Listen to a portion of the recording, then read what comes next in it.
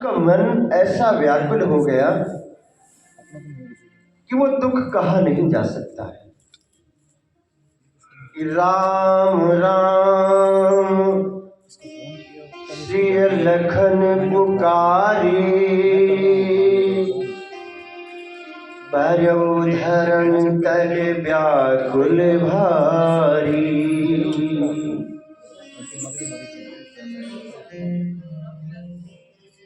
आज सुमंत जी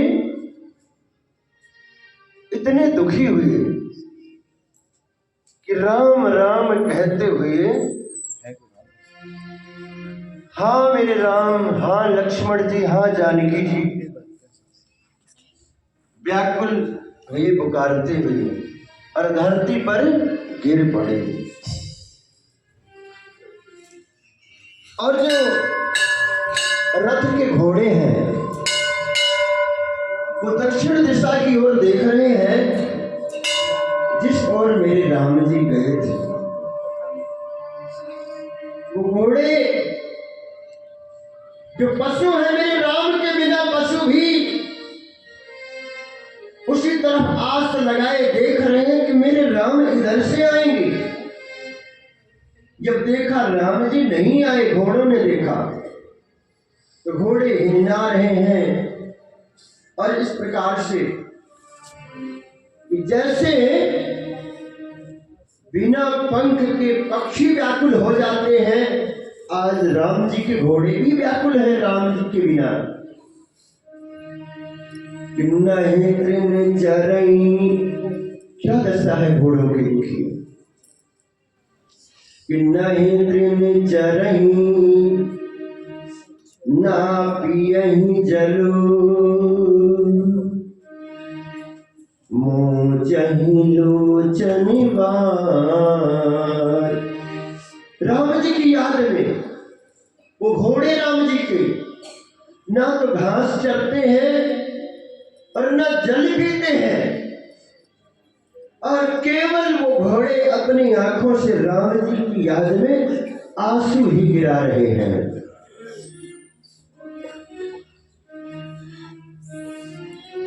राम जी के घोड़ों की दशा देख करके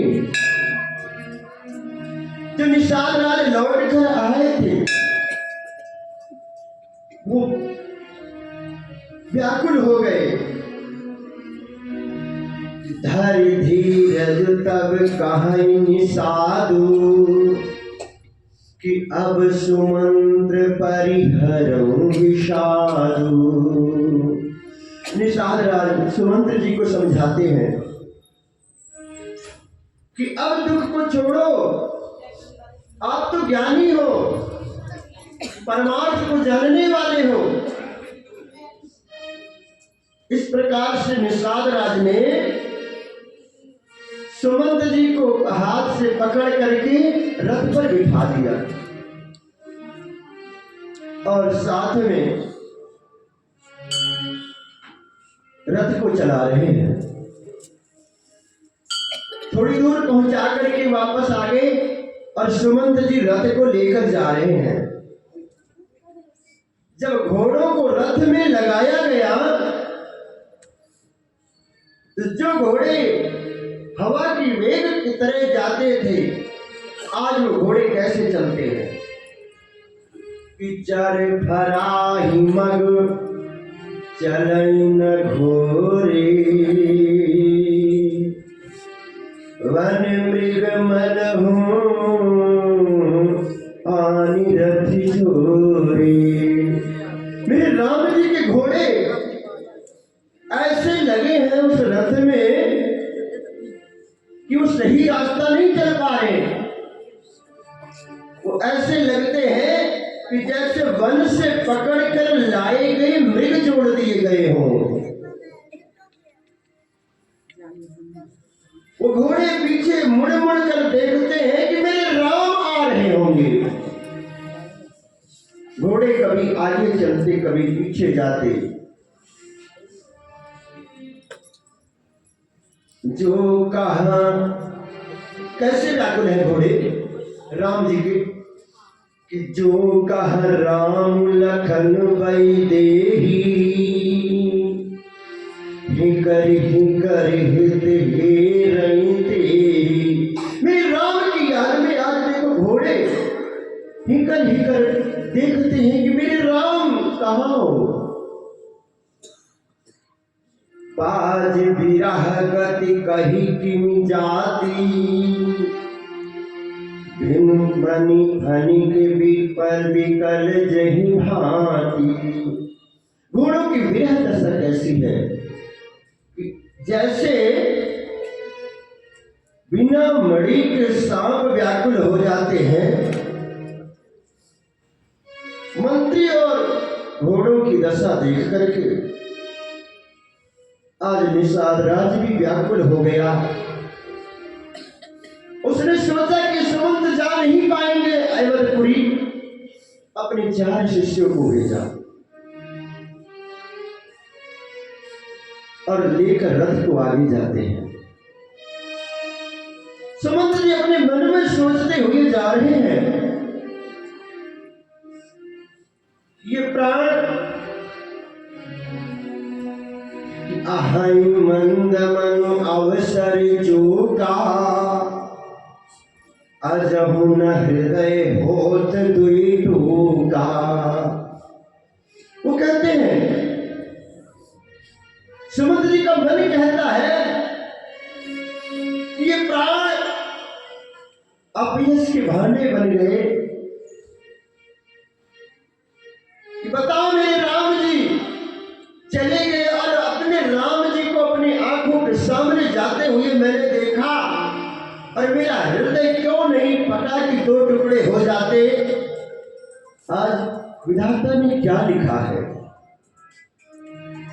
और इस प्रकार मन में विचार करते हैं कि जब मैं अवधपुरी में पहुंचूंगा तो मेरी माताएं, राम जी की माताएं दौड़कर आएंगी अवधपुरी के। सब नर नारी पूछेंगे कि रथ में राम जी तो जरूर आए होंगे। और इस प्रकार संध्या के समय नगर में प्रवेश करते हैं। और जैसे ही नगर में प्रवेश किया, रथ को पहचान करके सारे नर नारी जब दौड़े, राम जी को नहीं देखा तो क्या कहा। वो कहते हैं, सुमंत जी आज ये रथ आया है और रथ में मेरे राम जी नहीं आए हैं, तो हमारे आपके भाव भी यही हैं कि वो तो यही कहते हैं कि भैया सुमंत जी हम तो राम जी के हैं और राम जी हमारे हैं, हम राम जी के बिना नहीं रह पाएंगे, क्योंकि ये सांसें राम जी के बिना चलने वाली नहीं है। तो आइए हम आप भी मन में ये भाव लेकर चलते हैं कि हम हैं राम जी के, राम जी हमारे हैं। बोले हैं राम जी के, राम जी हमारे हैं। हम राम जी के, राम जी हमारे हैं। हम हैं राम जी के, राम जी हमारे हैं। हम हैं राम जी के, राम जी हमारे हैं। हमारे हैं प्रभु हमारे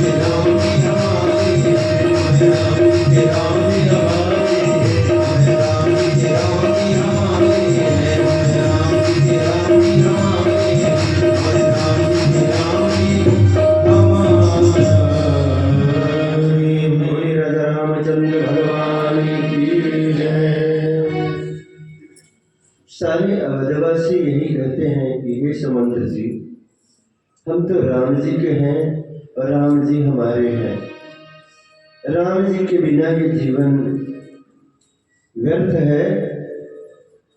और ये संदेश जब रनिवास में पहुंचा राजमहल में कि मंत्री सुमंत्री जी रथ लेकर आए हैं, तो सारा रनिवास व्याकुल हो गया।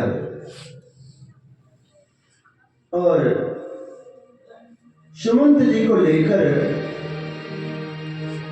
रानियां वो तीनों राजा जी के पास जाती हैं, राजा दशरथ जी के पास।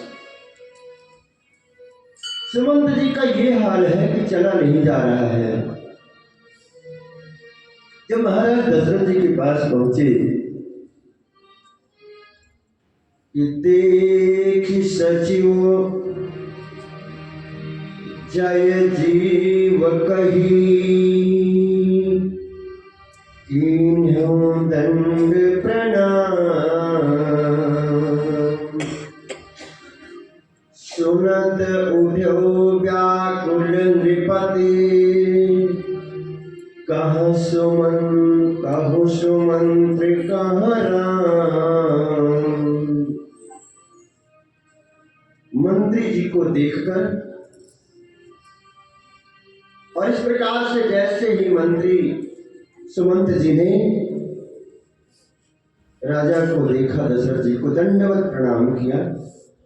राजा मूर्छित अवस्था में पड़े थे, लेकिन मंत्री सुमंत की आवाज सुनकर के व्याकुल होकर के उठे और कहने लगे कि हे सुमंत जी, मेरा राम कहाँ है? राजा ने सुमंत जी को गले से लगा लिया। मन डूबते हुए आदमी को तिनके का सहारा मिल जाए। पुत्र वियोग में राजा दशरथ जी जिस प्रकार से दुखी थे, राजा दशरथ जी मंत्री सुमंत से बार बार पूछते हैं, बताओ मेरे राम लखन जानकी कहाँ है? तो मन पर पत्थर रख करके सुमंत जी बताते हैं कि हे राजन, यहां से जाने के बाद राम जी तमसा पार करके गए, निषाद राज से भेंट हुई। और जब निषाद राज से मुलाकात हुई तो वहीं रुके, नगर में प्रवेश भी नहीं किया। और वो बड़ का दूध मंगा करके जटा बनाई राम जी ने। उसके बाद गंगा के किनारे खड़े होकर के नाव मंगवाई केवट से और गंगा के पार चले गए। और मैं वहीं खड़ा रहा।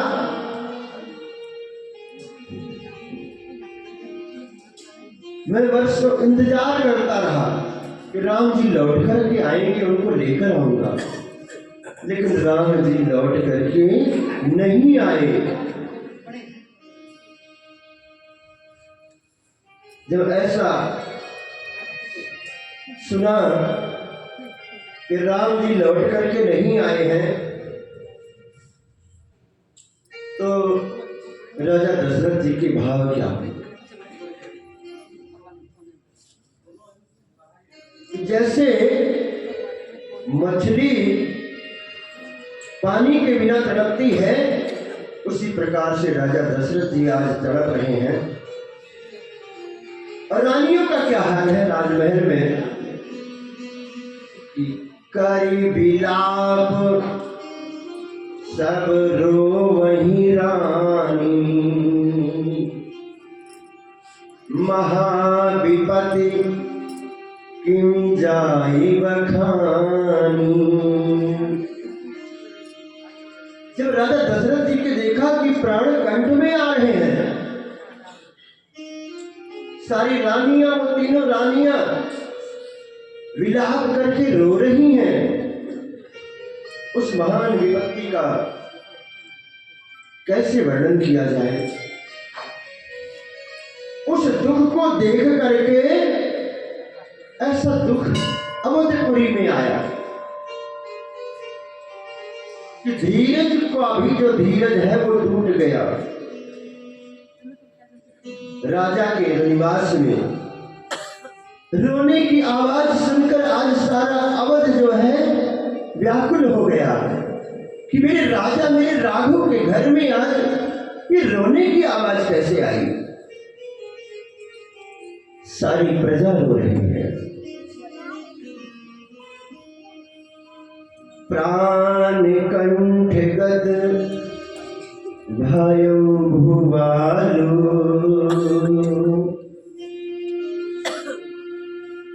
मनि विहीन जन व्याकुल व्यालो। राजा के प्राण कंठ में आ गए और इस प्रकार से जैसे मछली जल के बिना अपने प्राणों को त्याग देती है, वो नहीं जी सकती, इसी प्रकार से राजा दशरथ जी भगवान राम की याद में अपने प्राण कहते हैं कि मेरा राम नहीं आया तो ये प्राण किस काम के। तो माता कौशल्या जी कहती हैं कि हे राजन, धैर्य धीरजता पाइए पारू, नाही त बूढ़ई बूढ़ई सब परिवार। आप ही तो जहाज है इस परिवार के, अगर आप ही नहीं धीरज रखेंगे तो फिर कैसे ये अवध रहेगी। माता कौशल्या बार बार विनती कर रही हैं, लेकिन दशरथ जी क्या कहते हैं कि हाँ रघुनंदन प्राण प्रीते, तुम बिन जियत बहुत दिन बीते। हे मेरे राम, तुम्हारे बिना कितने दिन मैं और जीऊं। हाँ जानकी लखन हाँ रघुवर, हाँ पितु हित चित चातक जलधर। आज राम जी को, जानकी जी को, लखन जी को बार बार पुकार रहे हैं। राम राम कही राम कही, राम राम कही राम। तन परिहरि रघुवर बिरह, राव गयो सुरधाम। राम राम कहते हुए राजा दशरथ जी ने अपने प्राण ही त्याग दिए, सुरलोक को चले गए।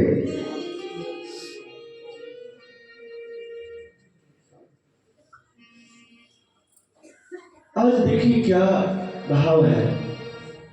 हम आप एक ऐसे जीव हैं, भगवान ने कृपा करके मानुष तन दिया, लेकिन भगवान के लिए समय नहीं निकल पाता।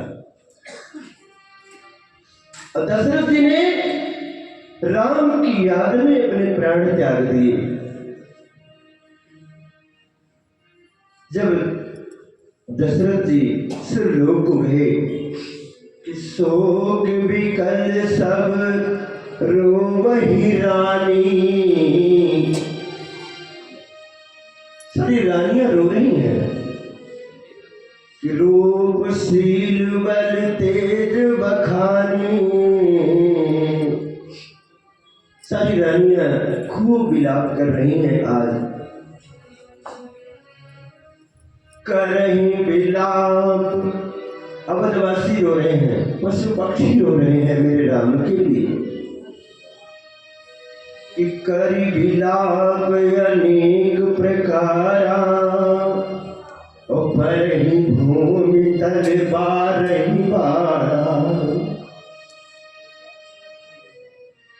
जो पक्षी थे वो भी रो रहे हैं, सारे मनुष्य रो रहे हैं। अवधवासी सभी कैकेयी को अपयश दे रहे हैं कि आज ये कैकेयी की वजह से हुआ। ये संदेश गुरु वशिष्ठ जी के पास पहुंचा। गुरु वशिष्ठ जी आए और उस समय राजा के प्राण निकले, जिसके चार चार लाल, और प्राण निकलते समय एक भी पुत्र नहीं पास में। राम लखन तो वन में है और भरत शत्रुघ्न जी ननिहाल में है। गुरु वशिष्ठ जी ने कहा कि इसी समय दूत को भेजा जाए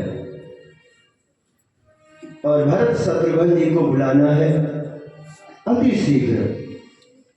लेकिन एक बात का ध्यान रहे कि वहां जाकर ये बात नहीं कहना है, क्योंकि वो फिर आ नहीं पाएंगे अवधपुरी तक। दूत अवधपुरी से बड़े वेग से चले, वो घोड़े रथ के हवा से बात करते हुए और वहां पहुंचे तो भरत शत्रुघ्न जी को सपना आया था, अवध में कोई तो गड़बड़ है। दूतों ने कहा चलो बहुत जल्दी अवध में बुलावा है। बड़े वेग से वो रथ पर बैठकर भरत शत्रुघ्न जी आए। जब देखा कि अवधपुरी में इतना दुख कि यहाँ के पशु पक्षी भी रो रहे हैं, अंदर महल के जाते हैं। जाकर देखा और इधर गुरुदेव ने तेल में एक नौका जिसमें तेल भराया और उनके पार्थिव शरीर को उसी में रखवा दिया था सुरक्षित। और भक्तों, सारे अवधवासी चले दशरथ जी के उस क्रिया के लिए। सारी नारियां, सारे अवधवासी रो रहे हैं, लेकिन मार्ग में आगे कौन मिला? कैकेयी मैया। इतना करने के बाद भी उनके मन की दाह शांत नहीं हुई। वो आरती का थाल लेकर खड़ी थी, मेरा बेटा भरत आ रहा है। जब पूछा कि क्या हुआ तो मैया कैकेयी ने कहा, बेटा विधाता ने तो सब काम बना दिया था, लेकिन एक काम बिगड़ गया। कि राजा दशरथ महाराज अब नहीं रहे। जब ऐसा सुना तो भरत जी वहीं पर धरती पर गिरे और जब चेतना आई उठे तो कहने लगे कि मेरे भैया राम कहाँ है? तो माता कैकेयी ने बताया कि मैंने ही 2 वरदान मांगे थे, तुम्हारे लिए राजगद्दी और राम जी के लिए वनवास। राम जी वन को गए तो साथ में माता सीता, जानकी भी गई और लखन भी गई। जब ऐसा सुना तो कहते हैं, हे मां, ये वरदान मांगते समय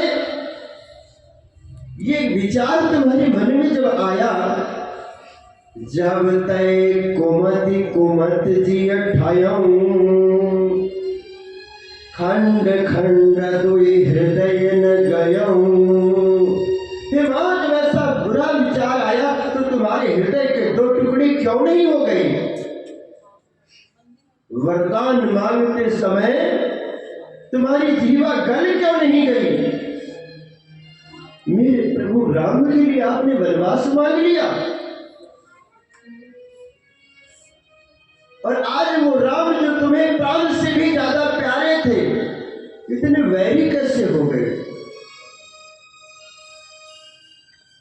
हे मां, मेरा दुर्भाग्य है कि मेरा जन्म आपकी कोख से हुआ है। उसी समय मंथरा आती है, और मंथरा को शत्रुघ्न जी ने एक लात मारा और उसका कोवड़ टूट गया। वशिष्ठ जी कौशल्या माता के पास गए। कौशल्या माता ने गोद में लिया, रोने लगे कौशल्या मां से भरत जी कि हे मां, मैं कितना अभागा हूं कि आज मेरे भैया राम वन में, मां जानकी जी वन में है, और मुझे मेरे पिताजी भी नहीं मिले। गुरु वशिष्ठ जी ने भरत जी को समझाया, और आज राजा भरत, ये भरत जी राजा दशरथ जी को लेकर उनके पार्थिव शरीर को सभी जा रहे हैं, और वहां पर सारी क्रिया करके जब आए महल में बैठे तो मुनिवर ने कहा, वशिष्ठ जी ने, भरत जी रो रहे हैं, खूब रो रहे हैं, आज तो समझा रहे हैं कि सुनहु भरत भावी प्रबल, बिलखी कहु मुनिनाथ, हानि लाभ जीवन मरण, जसु यपयसु विधिहात।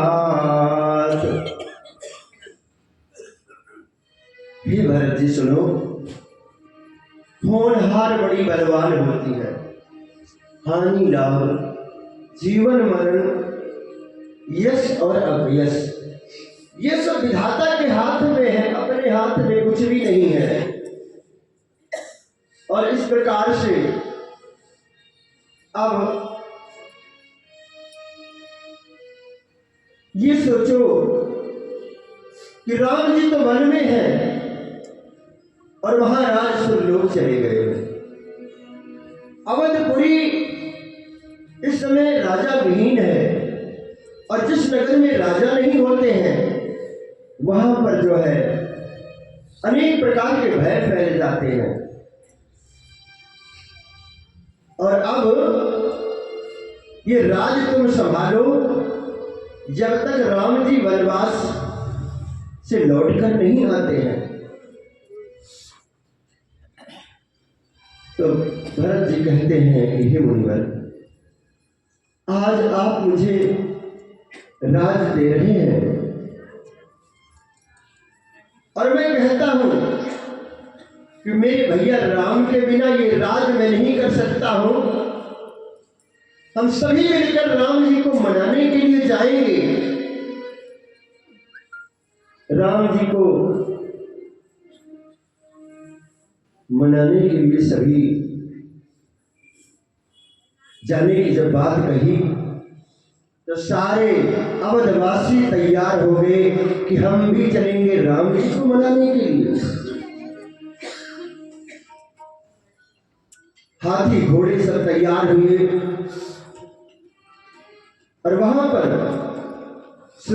सैनिकों को भी ये जिम्मेवारी लगाई कि अवधपुरी कि वो संभाल तब तक करनी है जब तक हम लौट करके ना आए। सारी माताएं साथ में चली हैं, वो डोली सजाई गई, पालकी बनी, पालकी में बैठ करके सभी जा रहे हैं। और भक्तों, निषाद राज ने जब देखा कि आज भरत जी पूरी सेना लेकर के आ रहे हैं, तो निषाद राज ने सोचा कि ये कहीं राम जी से वैर करने तो नहीं जा रहे हैं। उसी समय अपने सैनिकों को लेकर आगे आया। लेकिन कहते हैं कि जब देखा कि ये वैर भाव से नहीं जा रहे हैं, तो भरत जी को प्रणाम किया कि मुझे प्रभु राम जी मिले थे, मैं ही लेकर आगे की यात्रा तक गया था। आज सभी निषाद राज के साथ साथ राम जी को मिलने के लिए निकल पड़े हैं। और भक्तों, गंगा पार करने के बाद राम जी, लखन जी, मां जानकी जी वहां कुटिया में है। लखन जी लकड़ी तोड़ने के लिए पेड़ पर चढ़े थे और इस प्रकार से जब देखा कि धूल उड़ रही है, तो कहने लगे कि भैया, हमें लगता है कि भरत जी यहां भी हमें नहीं रहने देंगे। मेरे राम जी ने कहा कि वो भरत अपना ऐसा नहीं हो सकता है। और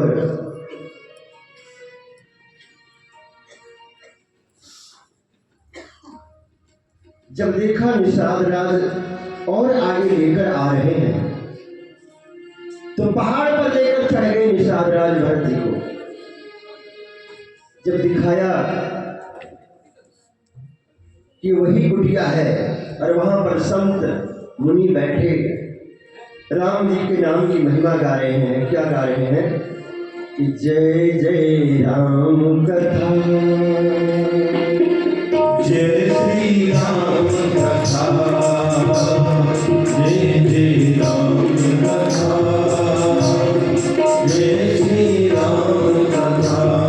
जिसे श्रवण कर जाती है, जिसे श्रवण कर मिट जाती है, जिसे श्रवण कर मिट जाती है, जिसे श्रवण कर मिट जाती है। हम जन्म जन्म की कथा, जय श्री राम कथा, जय श्री राम कथा,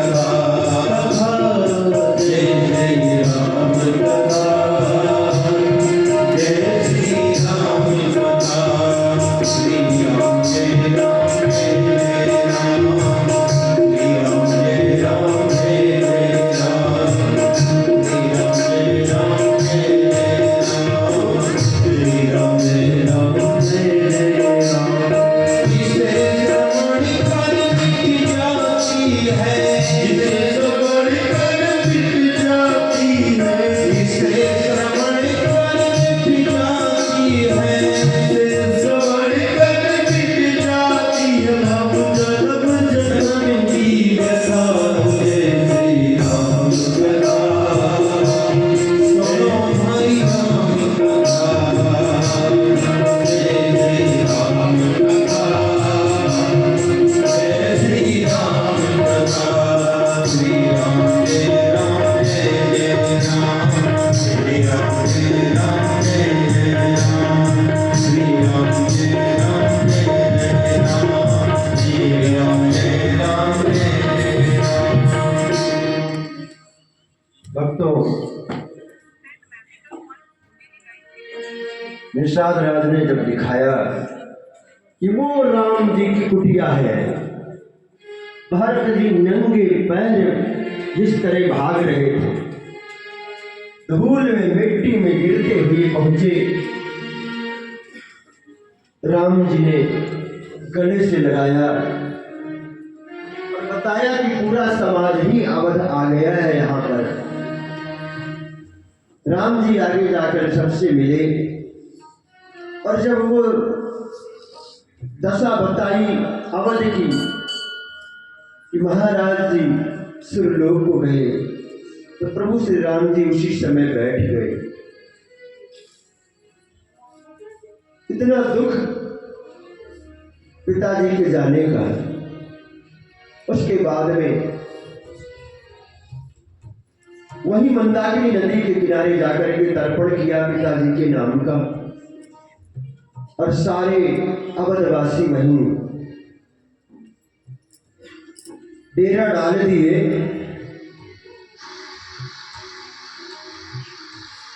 जो कुल भील थे वो जाकर के जंगल से फल बीन बीन कर लाते थे, सुंदर सुंदर फल उठा करके। 2 दिन बीता, 4 दिन बीता, उसके बाद वो समाज इकट्ठा हुआ। भरत जी सोचते हैं कि ये बात कहे कौन कि राम जी लौट चले, मेरी बात तो मानेंगे नहीं, क्योंकि प्रभु तो मर्यादा पुरुषोत्तम है। और गुरु वशिष्ठ जी से कहा कि आप कहो।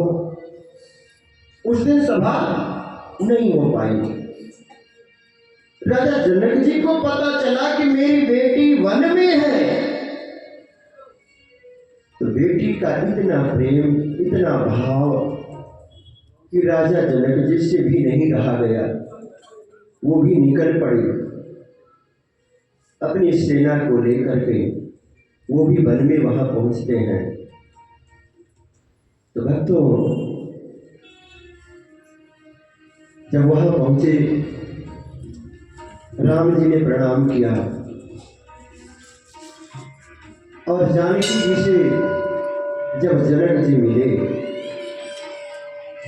आज कहते हैं बेटी मैंने तो तुझे महलों में भेजा था, लेकिन तेरा भाग्य कि आज तू वन में आई है।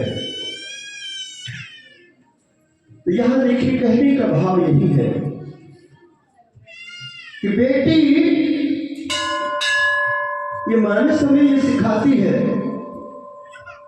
कि बेटी अगर बेटी नहीं होगी ये संसार की गति आगे कैसे चलेगी। लेकिन कलयुग अपनी चरम सीमा पर, तो हम सभी मानस से ये सीखना चाहिए कि अगर बेटी नहीं आएगी तो सृष्टि कहां से चलेगी। संसार में उस बेटी की मान मर्यादा, जैसे राजा जनक जी ने बेटी का नाम सुनते ही चल पड़े। सभी को ऐसा चाहिए कि बेटी जरूर सुरक्षा पहले। बेटी की सुरक्षा, बेटी की जान, ये जान से प्यारी है बेटियां। इस प्रकार से वहां पर सभा में अगले दिन जब सभा बैठी तो वशिष्ठ जी से निवेदन किया भरत जी ने कि गुरुवर आप ही बात को बनाओ। और कहने लगे, गुरु वशिष्ठ जी ने कहा कि हे राम जी, आज आपका राज्याभिषेक करने के लिए हम सारा सामान लेकर यहीं पर आए हैं, और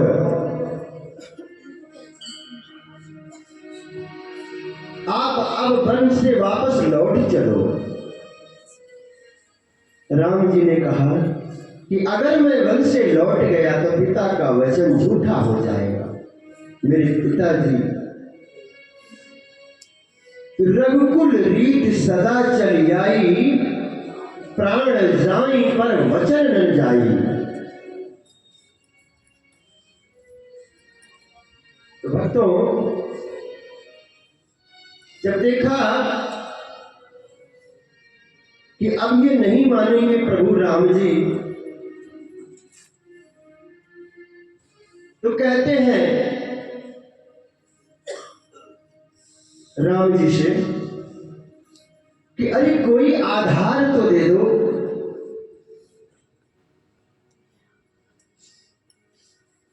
बिना आधार के कैसे मैं राज्य में जाके रहूं, मैं कैसे मानूं कि वो अवधपुरी मेरे राम जी यहाँ पर बैठे हैं, मुझे कुछ तो भरोसा हो जाए।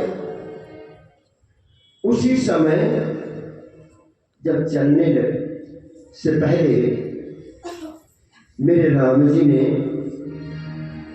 अपनी वो निशानी खड़ाऊं चरण पादुका भरत जी को दिया कि जाओ अवध में रहो।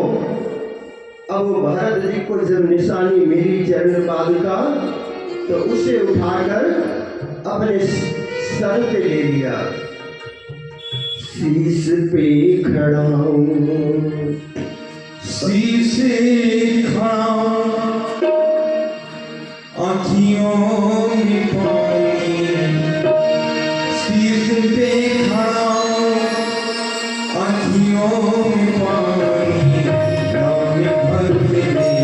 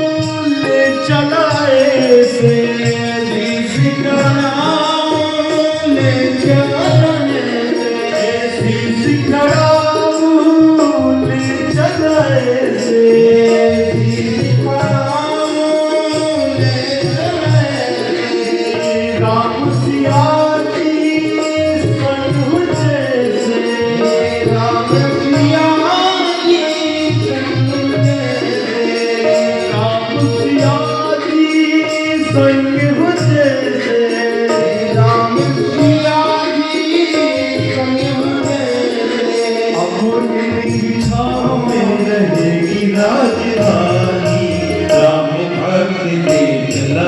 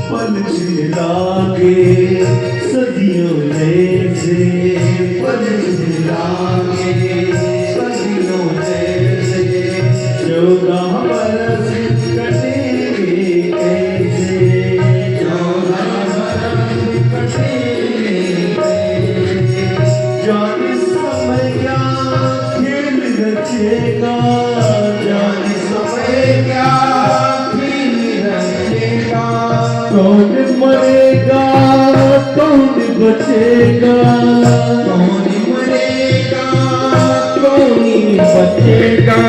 जी करता है यही बस जाऊं, जी करता है यही बस जाऊं, जी करता है यही बस जाऊं, जी करता है यही बस जाऊं। हिल मिल जाऊंगा बरस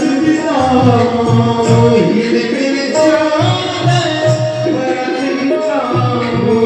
जी करता है यही बस जाऊं, जी करता है यही बस जाऊं।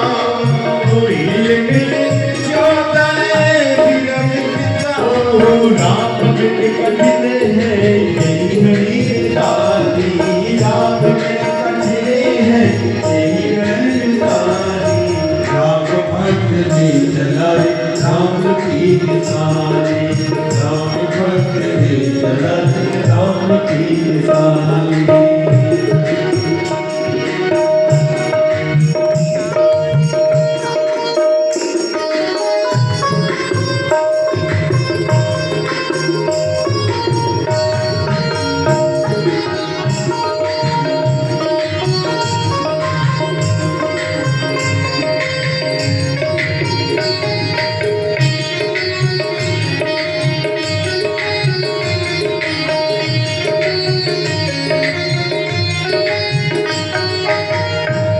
मन बचने अनुरागा तन मन वचने महि अनुरागा तन मन बचने महि अनुरागा तन मन वचने महि अनुरागा धुरंधर धीरज प्यारा धुरंधर धीरज प्यारा धुरंधर धीरज प्यारा धुरंधर धीरज प्यारा भाव नाम में चले वीर वीर ज्ञानी भाव नाम में चले वीर वीर ज्ञानी राम भक्त ने चला राम की साथी राम भक्त ने चला राम के साथ शीश पे खड़ा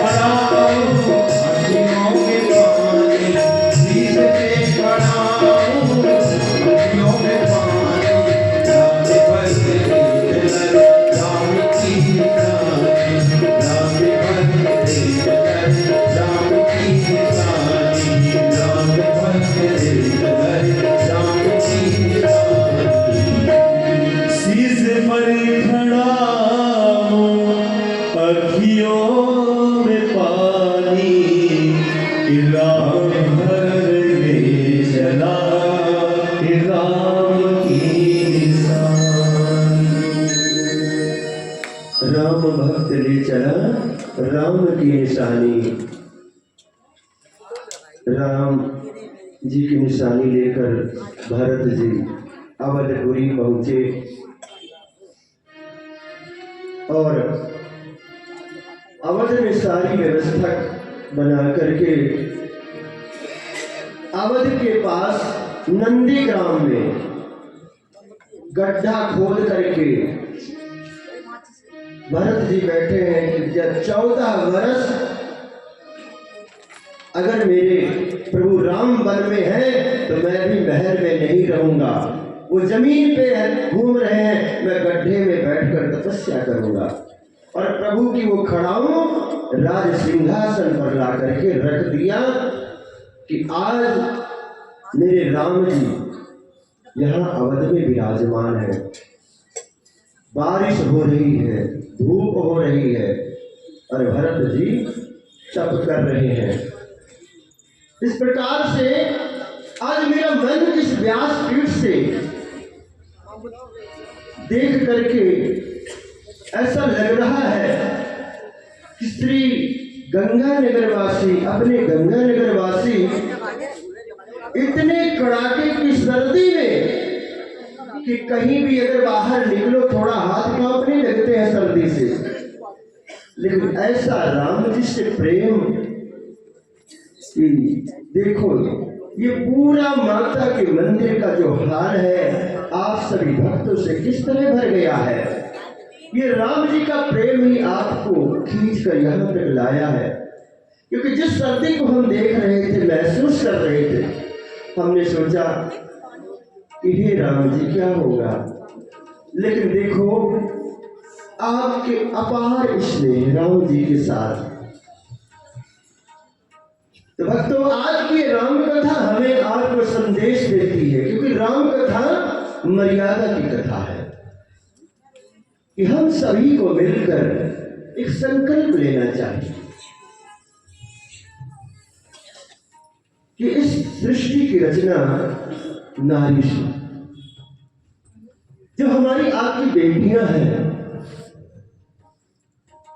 इनको खूब पढ़ाएं और इस संसार में आने से पहले ही उन्हें नहीं आने दिया जाता है। वो परमात्मा तो भेजता है, लेकिन हम ऐसे कुछ लोग आज समाज के लोग लगे हुए हैं इस कार्य को सुधारने के लिए। उन्हीं में से ये संकल्प हमको आपको सभी को लेना है। ऐसे ही कई लोग लगे हुए हैं। यहाँ पर एक गौरी जी भी बैठी हैं पास में ही, वो भी बहुत इस अभियान पे चल रही हैं। साथ में संदीप जी भी हैं और भी अनेकों शहर के अनेकों लोग बेटी बचाओ बेटी पढ़ाओ ये संकल्प जरूर लेना और समाज में सभी को बताना, क्योंकि मानस मर्यादा कथा है। तो मैं ये बताऊंगा आपको कि आज की अपनी राम जी के साथ यात्रा यहां तक पहुंची है कि हम सभी नंदीग्राम पहुंच गए हैं। और जो मैंने कहा था आपसे कि प्रभु श्री राम के आने की खुशी में हम सभी दीप जलाएंगे, तो यहीं अपने मंदिर प्रांगण में ही स्कूल के बच्चों द्वारा, नाम तो मुझे पूरा नहीं याद आ रहा है, लेकिन ऐसी कला बिखेरी है उन बच्चों ने कि राम जी का सुंदर चित्र सामने धनुष के सही देखने को मिलता है। उन बच्चों का हार्दिक स्वागत करना और अपने अपने घरों से ये 9 दिन की राम कथा है, 9 दीपक लाने हैं हमको और आपको सभी को मिलकर के, तभी हमारी आपकी कथा पूर्ण होगी। और ये कार्यक्रम दीप प्रज्वलन का आज से ही प्रारंभ है। कोई तो मनाएगा 21 को, कोई मनाएगा 22 को, लेकिन हम सारे दुर्गा मंदिर में आज से ही दीपोत्सव मनाएंगे।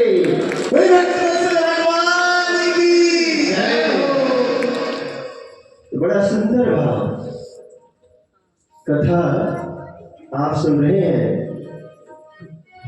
और आप सभी ऐसे भक्त को व्यासपीठ से मैं नमन करता हूं आपके भक्ति को कि आप अपने घरों से भागते हैं कि राम कथा निकल ना जाए और हम दुर्गा मंदिर पहुंच करके राम कथा को सुने। तो आप सबसे ये यहाँ से निवेदन है व्यासपीठ से कि राम जी के साथ यात्रा में हम सभी जरूर चलते रहेंगे। और 2 मिनट के लिए श्री वीरेंद्र विग जी से निवेदन करूंगा कि आचार्य जी माइक दें और पहले आए हम उनके 2 मिनट, क्योंकि भंडारे की महिमा बताएंगे।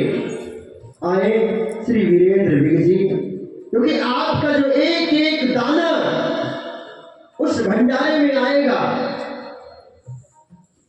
कितनी महिमा है उस भंडारे, प्रसाद का मतलब क्या होता है। श्री वीरेंद्र विग जी आ गए हैं व्यासपीठ के पास। 2 मिनट सुनेंगे, उसके उपरांत आरती, बिना आरती के बाद कोई नहीं जाएंगे, सभी बैठे। बोल साचे दरबार की जय। माँ भक्ति के चरणों में विराजमान माँ के सभी छोटे बड़े बच्चे, माताएं, बहनें, मेरी माता शक्तियाँ, सभी को माँ के दरबार में हार्दिक स्वागत। ये राम कथा 9 दिन की, हम बहुत ही भाग्यशाली हैं कि हमारे को ये अवसर ऐसे समय में प्राप्त हुआ है जब पूरा विश्व भगवान राम के आने की खुशी में तरह तरह के कार्यक्रम कर रहा है। हम इस कड़ी में भागीदार होते हुए मनोज जी आपको राम जी की जीवन गाथा सुना रहे हैं। राम जी के जो भी उनके आदर्श हैं हम अपने जीवन में उतारें।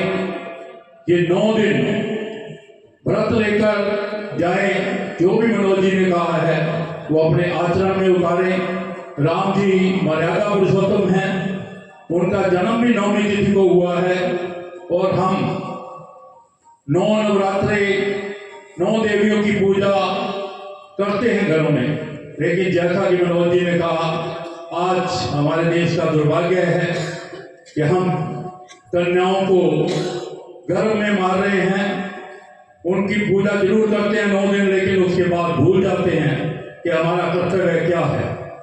हम प्रधानमंत्री के संकल्प को जैसे कि इन्होंने कहा बेटी पढ़ाओ बेटी बचाओ, ये मर्यादा रखें, अपने जीवन में मांसाहार को छोड़ें।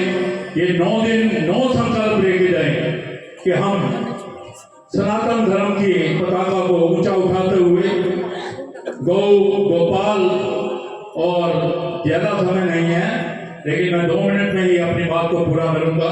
जैसे कि इन्होंने कहा प्रसाद को प्रसाद के तरीके से लें। प्रसाद की अगर अपने संधि विच्छेद करते हैं तो प्रसाद का मतलब है पैसे, प्रभु के साक्षात दर्शन, प्रभु के समीप से दर्शन। और जो भी प्रसाद हमने लेके जाना है, हमारा ये कोशिश होनी चाहिए कि वो जितने मुंह को लगे उतना ही अच्छा। और हर सनातन धर्मी का, हिंदू धर्म का ये कर्तव्य बनता है कि वो अपने अपने घर से ये जो भंडारे लगते हैं, बड़े बड़े भंडारे, अभी भी कथा पूर्ण पर भंडारा लगेगा, सभी अपने घरों से यथाशक्ति पूरा सामान लेके आए। ये नहीं कि एक आटे की थैली दे दी और रिक्शे निकल दी। देसी घी के बिना प्रसाद की कोई भी पूरा नहीं होता। सभी देसी घी भंडारे के लिए जितना भी हो, चाहे वो 100 ग्राम लाए चाहे वो 50 ग्राम लाए, हर घर से ये भंडारे के लिए पूर्ण सामान आना चाहिए। ड्राई फ्रूट, देसी घी, चने, सूजी, सूखा प्रसाद, उसके अलावा जो कैश लेना चाहता है वो भी मनोज जी से, या जो भी इस कथा के आयोजन में भागीदार बच्चे लगे हुए हैं उनको देकर पुण्य के भागी बने। हम बहुत ही भाग्यशाली हैं कि हमें ऐसे अवसर बार बार मिल रहे हैं। हमारे तीनों विप्रदेव मंदिर के और ये वृंदावन से आई हुई टीम सभी, और ये अमर प्रकाश जी जो कि आचार्य की भूमिका निभा रहे हैं, बहुत ही सुंदर तरीके से इस कार्य को संपन्न करवा रहे हैं। और मैं अपनी अजीज टीम जो कि दुर्गा मंदिर प्रबंधक समिति की है, हमारे सुशील जी मल्होत्रा, हमारे बिट्टू जी ठक्कर, हमारे संदीप जी कटारिया, और इसके अलावा ऑडिटर प्रदीप जी और शैंकी जी जसूजा, और हमारे इस सभी कार्यक्रमों को जो हमारी की है राजेश जी जो कि मंदिर कार्यालय से भागते हैं, और ब्राह्मणों की टीम तीनों, ये 2 अयोध्या से आए हुए मनोज जी, इनका तो क्या कहना, इनकी जुबान पर सरस्वती विराजमान है। मैंने एक दिन बातों में इनको कहा था कि आप बहुत ऊंची व्यास गद्दी पर जाओगे। माँ ने मेरी वो मनोकामना बहुत जल्दी पूरी की। मेरी आंखों में अश्रु आ जाते हैं जब भी मैं सब कहता हूँ। हमारे तीनों विप्रदेव ऋषिराज जी, घनश्याम जी शर्मा नाम के अनुरूप ही मंदिर की ऐसी सेवा कर रहे हैं, और ये बच्चे जो टीम लगी हुई है, माँ भगवती इन सभी को इसी तरह अपना आशीर्वाद प्रदान करें। और जो भक्तजन ये कथा सुन रहे हैं या मंदिर में निरंतर अपनी सेवाएं देते हैं, माँ भक्ति उन पर अपना व्रत बनाए रखे और उनकी सभी मनोकामनाएं पूरी की करे। और ये जो ब्राह्मणों की टीम है आचार्य जी की भूमिका में निभा रहे, और बाकी जो बच्चे लगे हुए हैं, इसके अलावा जो देव जी और हमारी उनकी पूरी टीम, ये बहुत ही भाग्यशाली है कि वो मंदिर में आकर अपने ऐसे समय तन मन धन से सेवा कर रहे हैं। माँ भक्ति उन पर अपना इसी तरह आशीर्वाद बनाए और सभी की मनोकामनाएं पूरी करे। इसी के साथ मैं एक जयकारा लगाता हुआ अपनी बात को विराम करूंगा। बोल साचे दरबार की जय, दरबार की माँ के प्यार की। आज बहुत सुंदर भाव अभी श्री वीरेंद्र विक जी के द्वारा मिला कि प्रसाद और 9 की संख्या की महिमा भी बताई। तो हम सभी नंदी ग्राम तक पहुंचे हैं। कल के प्रसंग में हनुमान जी का भी आगमन होगा और रावण भी आएगा, तो आप सभी जरूर पहुंचेंगे। आज जैसे फल का प्रसाद भोग लगाया है, तो कल अगर हनुमान जी आ रहे हैं तो उनको को बूंदी खिलाया जाएगा। और परसों राम जी आएंगे अपने पूरे परिवार के साथ, तो खूब लड्डू। कल एकादशी है, इसलिए फल का ही ध्यान रखते हुए फल में आप अपनी इच्छा अनुसार जो मर्जी लाए, फल तो अनवरत चल ही रहे हैं। आप सभी नाम संकीर्तन के साथ अब आरती के लिए जब खड़े होंगे, एक तरफ से तैयार होंगे, पहले 1 मिनट का नाम संकीर्तन करके तब आरती। चलिए। श्री राम जय राम जय जय राम, श्री राम जय राम जय जय राम, श्री राम जय राम जय जय राम, श्री राम जय राम जय जय राम, श्री राम जय राम जय जय राम, श्री राम जय राम जय जय राम, श्री राम जय राम जय जय राम, श्री राम जय राम जय जय राम, श्री राम जय राम जय जय राम, श्री राम जय राम जय जय राम, श्री राम जय राम जय जय राम, श्री राम जय राम जय जय राम, श्री राम जय राम जय जय राम, श्री राम जय राम जय जय राम, श्री राम जय राम हमारे घनश्याम पंडित जी ऋषिराज जी आगे आए। घनश्याम पंडित जी और ऋषिराज जी, हमारे शास्त्री जी भी आगे आ जाए आरती संपन्न करवाने के लिए। कोई जल्दबाजी नहीं करना, ये राम जी की आरती है, बहुत आराम के साथ। आचार्य जी। ओम ज्वालामालिन्यै नमः, रत्नेश्वर्यै नमः, गन्धर्वपुष्पाणि समर्पयामि। चन्द्रमा मनतो जातशुभो सूर्यो